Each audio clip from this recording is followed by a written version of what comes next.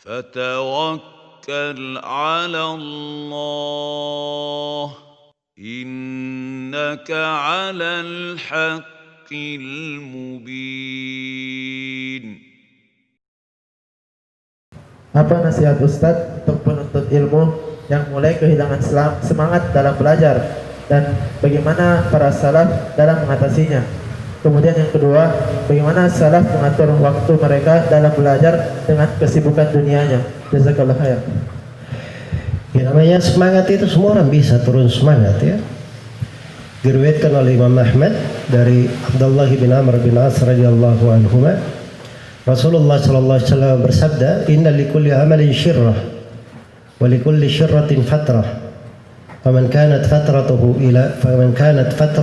ila sunnati faqad ihtada wa man kanat ila ghairi dzalika faqad halak." Setiap amalan itu ada semangat adanya. Dan di belakang setiap semangat ada lesu. Fatrah namanya, futur. Dan setiap kelesuan ini barang siapa yang pada saat dia lesu, dia di atas sunnahku, maka dia mendapat hidayah. Dan siapa yang selain daripada itu, maka dia telah binasa. Ya, maksudnya seorang misalnya dia baca Al-Quran, ada suatu masa dia semangat, tapi ada suatu masa dia turun semangatnya.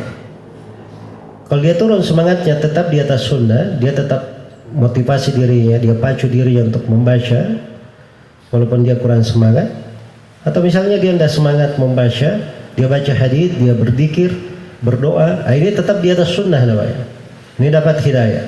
Tapi kalau dia turun semangat, dia masuk ke dalam dosa, penyelisihan, maksiat, ini yang dikatakan telah binasa. Iya. Jadi kalau turun semangat itu bisa menimpa siapa saja. Hanya saja kita diberi kiat-kiat bagaimana mengobatinya. Yang pertama adalah selalu bertawakal kepada Allah. Yang kedua, selalu memohon bantuan dan pertolongan kepada Allah. Itu selalu ditanamkan ayat itu, iyyaka na'budu wa iyyaka nasta'in. Kemudian yang ketiga, selalu memohon hidayah kepada Allah Subhanahu wa taala. Sebab kalau seorang berada di atas hidayah, akan dibukakan untuknya pintu-pintu kebaikan. Kemudian yang keempat, dia selalu membaca dari sirah Nabi Muhammad sallallahu alaihi wasallam, demikian pula sirah para nabi dan rasul, dan dia juga baca dari sirahnya para sahabat. Ya, biografi hidup para sahabat Rasulullah sallallahu alaihi wasallam. Kemudian yang kelima, dia selalu berdoa kepada Allah Subhanahu wa taala untuk diberi kebaikan, dihindarkan dari kejelekan. Kemudian yang keenam, dia bergaul dengan orang-orang yang salih, orang-orang yang baik, yang bisa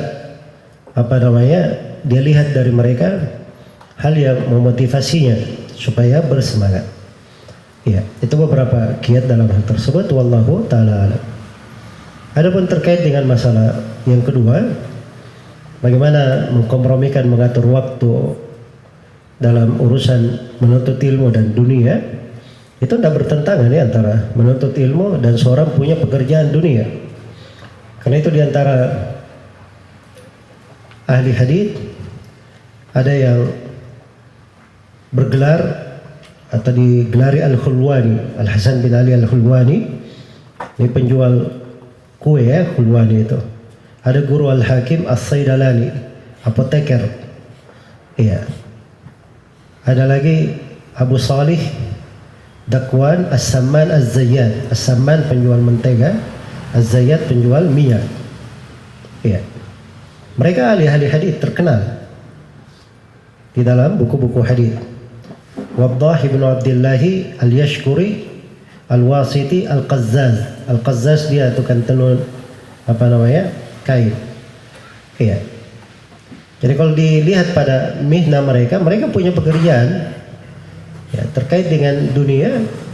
Memang seorang perlu dari dunia itu apa yang dengannya dia bisa memenuhi kecukupannya, tidak menadahkan tangannya kepada orang, dan dia bisa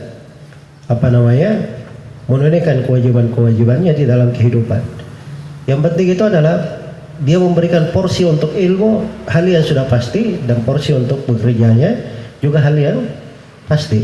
Jadi kalau untuk ilmu dia sudah pastikan waktunya, tidak diganggu oleh hal yang lain, maka itu akan baik. Sebab ilmu itu seperti itu, memang dituntut dicari sedikit demi sedikit dan harus diberi waktu.